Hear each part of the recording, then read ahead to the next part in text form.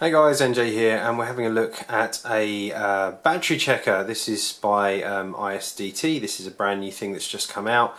It is the BC8S, the 8S of course standing for its ability to measure up to an 8S battery input if you're using 8S batteries for anything in particular, probably helicopters and incredibly large planes. We're not onto 8S with quadcopters yet.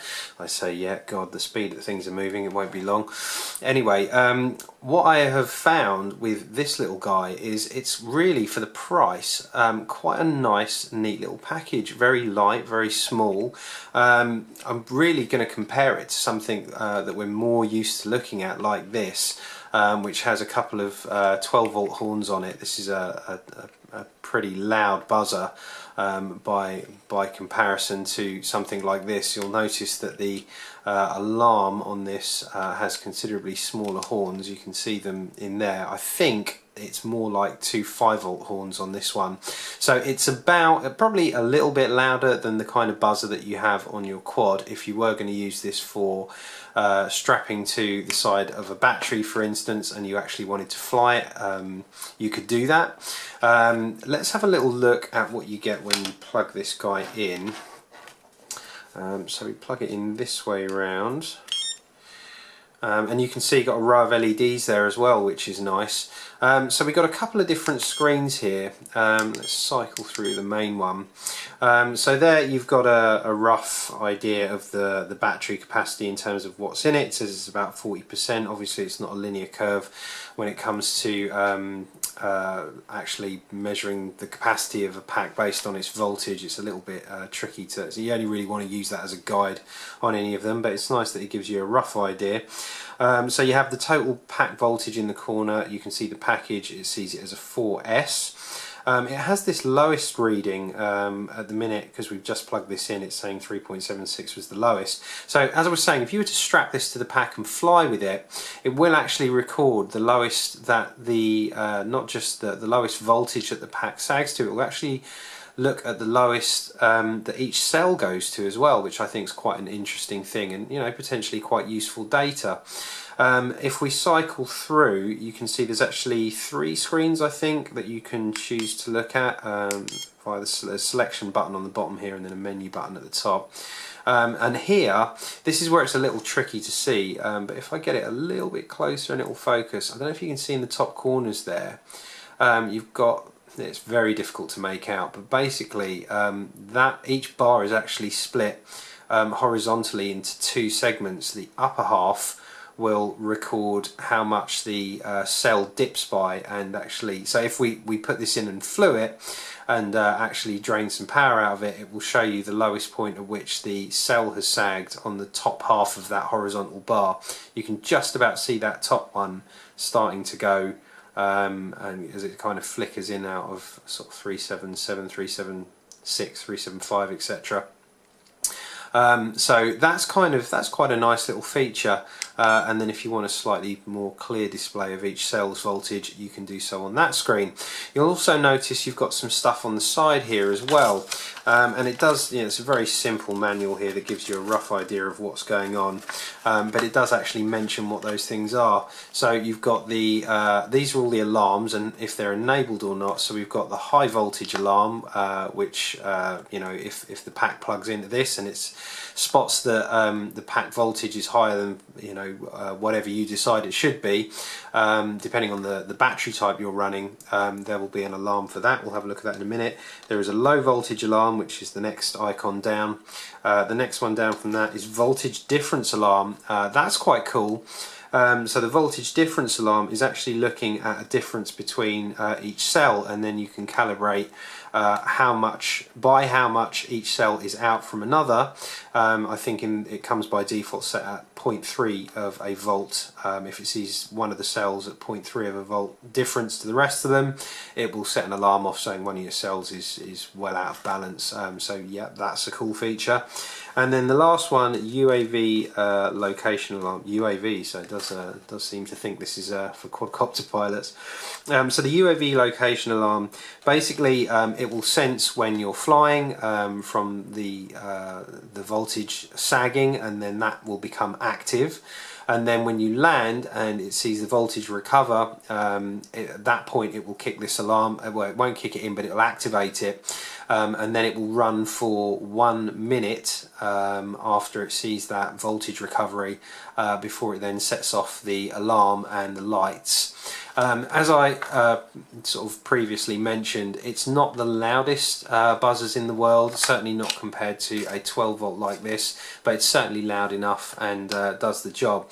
Really, for me, this is not something I'd be strapping to a quad, because, you know, even though it only weighs a few grams, I just, you know, it's not something that I do unless I specifically wanted to see, if I didn't have an OSD to tell me the information, I wanted to see how this pack performed in terms of how much the voltage was sagging to and how much each cell was sagging to, whether one of those cells was really sagging more than the others, and maybe the internal resistance is changing and that battery's on the way out. So I mean, it does have some use, but the main one for me would be as a kind of a cell checker after I've been flying, or if I want to check the condition of the cell and where its voltage state is before I charge it, especially in parallel, which of course you should do with every cell, you know, double, triple check before you parallel charge.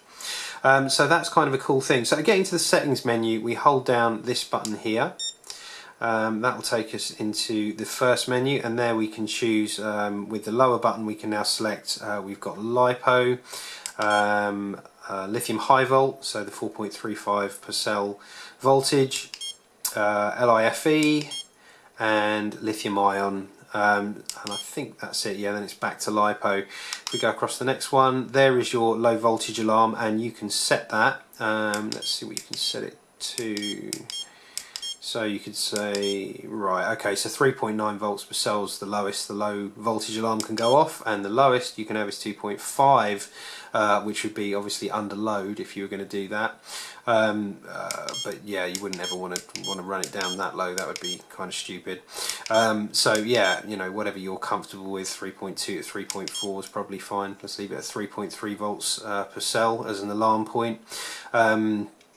Let's have a look at the next menu. So we've got an over voltage alarm, and you can set, it's currently at 4.28, but yeah, you can decide what you consider to be over voltage, and if you're worried about that happening or anything weird going on, that's good that that's in there anyway. Let's get the next one. We have voltage unbalance alarm. So this is what I was talking about. If any of these cells are out from each other by more than 0.3, then you can get it to set an alarm, and I guess that's also configurable. 3.5 off 0.1. Yeah, you can really get, you know, if you really wanted to, I'd say 0.3's pretty good. I think that's the point where you probably want to know about it. Next we have location searching alarm. So that was what I was saying, where you would plug in as soon as it senses that the voltage is sagging and you're flying. Then when you land and the voltage recovers, it will wait for a minute, and then it will start setting off the alarm.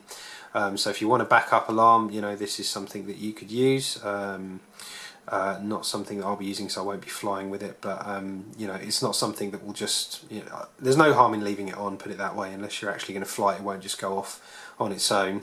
Certainly not if you're using it as a cell checker. Oh, we've actually kicked out the menu there. Let's carry on. Oh no, it's come straight back to where we were. That's good. Next one, 1 minute reminder. That option, I mean, is there, but I don't really know what you'd want a 1 minute reminder for. But it will make a blip every 1 minute if you want that. Silent operation, if you don't want this beeping every time you hit one of these function buttons. Display rotation, so you can flip the display depending, I guess, whether you're left or right handed. Now you plug these in, or how you have it mounted in the quad if you decide to do so. Display contrast, it's really more of a display brightness. I'm not sure if that's actually going to come out in the camera, but it's dimmed a bit, which is 1 to 8. Language, don't touch that. And then we're back to the beginning, and then you hold down the settings button to get out.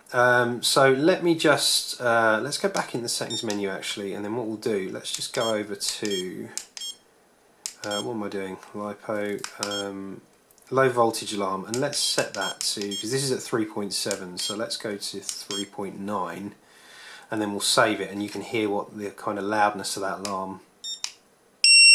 So there you go. It's not that loud, but loud enough. And if we take that out and you compare that to this guy, cover your ears. Yeah, I mean, there's a pretty huge difference in terms of the loudness of it. So, you know, that guy still wins in terms of having some dirty, great, loud 12-volt horns in it. This guy's a little bit quieter, but you know, I don't really see that as a problem. It's certainly loud enough to do the job, should you want that. So that's probably going to kick off again. So let's go into settings and change that again. What do we do? Cycle across, and then we'll move that back to 3.3, and we'll leave it there. The other nice thing as well, you'll notice when I plugged it back in, it comes back to the screen you last left it on, so it does have some, it must be a little battery or a chip or something that's retaining the settings.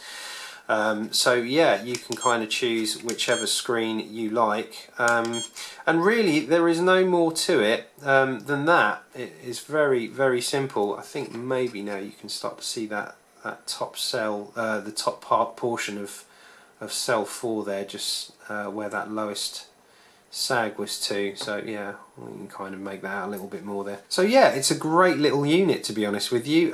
It's cheap, it's informative, it's multifunctional with some nice little features in there, and yeah, I can't really say enough good things about that. That's quite a cracking little unit for very little money indeed. So if you haven't got any kind of cell checker and you want to have something, it's a good idea to have one, and this is certainly small and compact with a nice display, nice and bright, easy to read in the daytime. You can't really go wrong with this. So yeah, another great product from ISDT. Well done there, and yeah, I hope you enjoyed that, guys. I'll see you in the next one.